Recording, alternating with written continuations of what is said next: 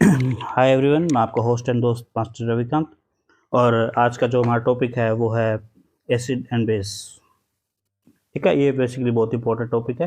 मैं आपको first chapter मैंने आपको उसके कुछ एग्जांपल बताए थे, जैसे मधुमक्खी काटने पर हम पेस्ट लगाते हैं और ये सब चीज़ें अम्ल क्षार अभिक्रिया होती है। ठीक है, एसिड यानी अम्ल, बेस यानी क्षार। ठीक है, अब हम पढ़ते हैं इनमें अंतर कौन कौन से है।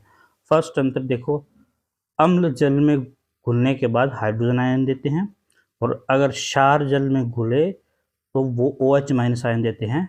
ठीक है, अम्ल H प्लस आयन देंगे और क्षार OH आयन देंगे। ठीक है, ये अभी हम थोड़ी देर बाद में रिएक्शंस भी देखेंगे इनकी। ठीक है, अम्ल का मान क्या pH मान है वो 7 से कम होता है। ठीक है, और जितना कम होता जाएगा 6, 5, 4, 0, 4, 3, 2, जैसे 0, 4, 3, 2, ये सब स्ट्रॉन्ग अम्ल होंगे, मतलब हम ये कह सकते हैं प्रबल अम्ल होंगे। ठीक है, और क्षार क्षार का पीएच मान 7 से अधिक और 14 से कम होता है। ठीक है, यानी 7 से 14 के बीच में होगा। जैसे 12, 13, 14 जिसका होता है, 13, 14 होता है, वो प्रबल क्षार के रूप में यूज होते हैं। ठीक है, जैसे अगर हम प्रबल अम्ल की बात करें तो H2SO4, और अगर हम प्रबल क्षार की बात करें तो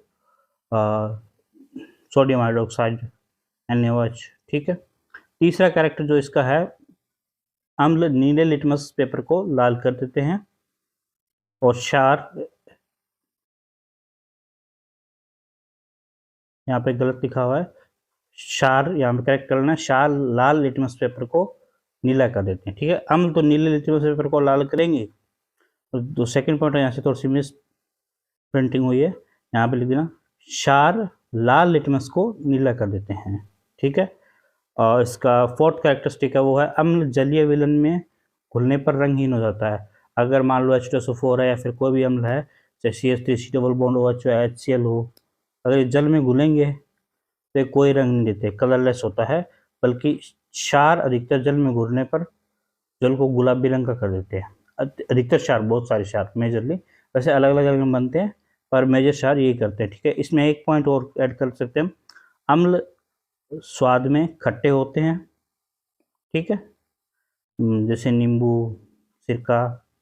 ठीक है, और क्षार है जैसे वो स्वाद में कड़वे होते हैं, जैसे साबुन हुआ।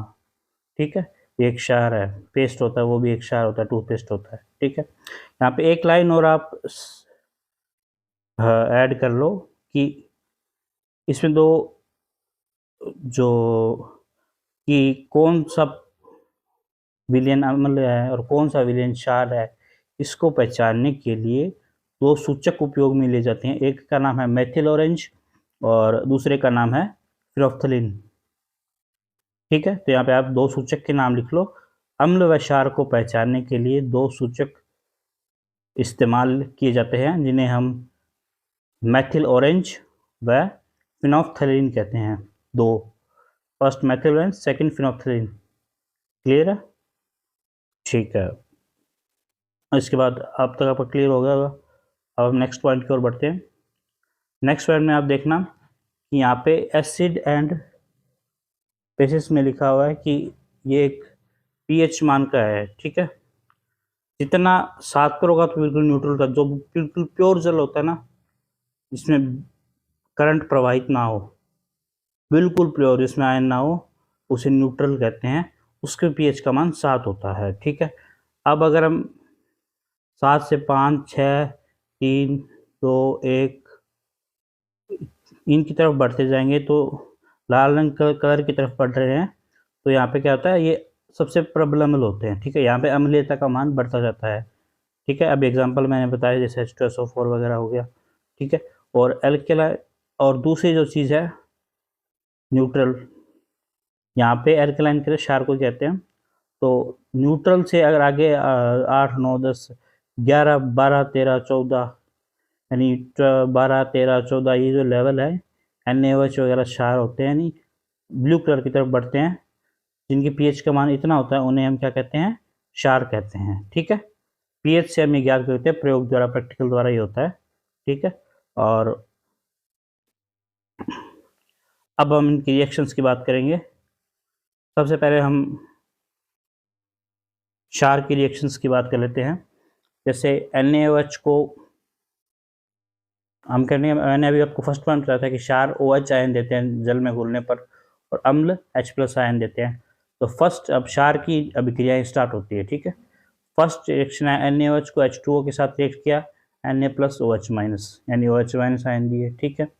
कैल्शियम हाइड्रोक्साइड को H2O के साथ ऐड किया तो एक कैल्शियम +2 और 2 OH- आयन देंगे, यानी 2 OH के आयन देंगे। थर्ड है मैग्नीशियम हाइड्रोक्साइड, उसको जल के साथ रिएक्ट रही तो Mg2+ और साथ में 2 OH आयन देंगे। ये तो क्षार की 3 अभिक्रियाएं होगी, NaOH, कैल्शियम हाइड्रोक्साइड और मैग्नीशियम हाइड्रोक्साइड की, तीनों की जल के साथ अभिक्रियाएं, ठीक है, क्लियर। और ये सभी OH आयन देते हैं, जो मैंने फर्स्ट पॉइंट जो कहा था कि क्षार OH आयन देते हैं, तो ये यहाँ से प्रूफ होता है, ठीक है। और इसके बाद जो नेक्स्ट पॉइंट है इसका, उसके बाद हम देखते हैं कि अम्ल, मैंने कहा था कि अगर पानी में घुलता है तो जल के साथ घुलने पर H+ आयन देता है, ठीक है। तो अभी इसकी क्रिया भी देख लेते हैं। फर्स्ट जो रिएक्शन है वो है HCl की H2O के साथ H+ आयन और Cl- आयन,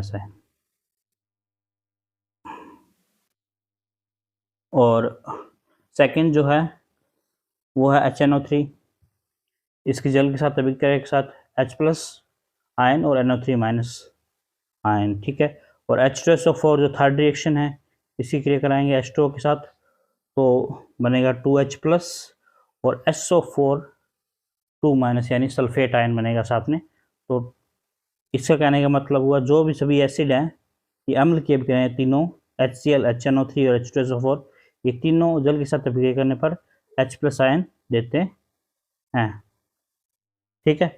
और अब इसमें हम इम्पोर्टेंट ऑलमोस्ट कवर हो गया, और एक बहुत ही इंपॉर्टेंट क्वेश्चन भी है ये कि अम्ल व क्षार में अंतर बताइए, अम्ल क्या होते हैं, क्षार क्या होते हैं, उनके लक्षण बताइए। ये एक तरीके से 10th के लिए बहुत ही इंपॉर्टेंट क्वेश्चन है, ये एग्जाम में आ भी सकता है, ठीक है। और बाकी घरेलू इसके जो कि प्रयोग भी कर सकते हैं हम, लिटमस पेपर लाकर हम कर दे, उसके ऊपर अगर नींबू डालेंगे तो नीले को लाल कर देगा, ठीक है। और अगर लाल होगा तो उस पर अगर कोई क्षार डालेंगे, चाहे आप साबुन लगा के, साबुन ले सकते हैं, बल्कि साबुन का घोल लगा कर देखेंगे तो उसका कलर लाल को नीला कर देगा, ठीक है। तो आई होप आपको समझ में आया होगा, और please like, share and subscribe, and thank you so much.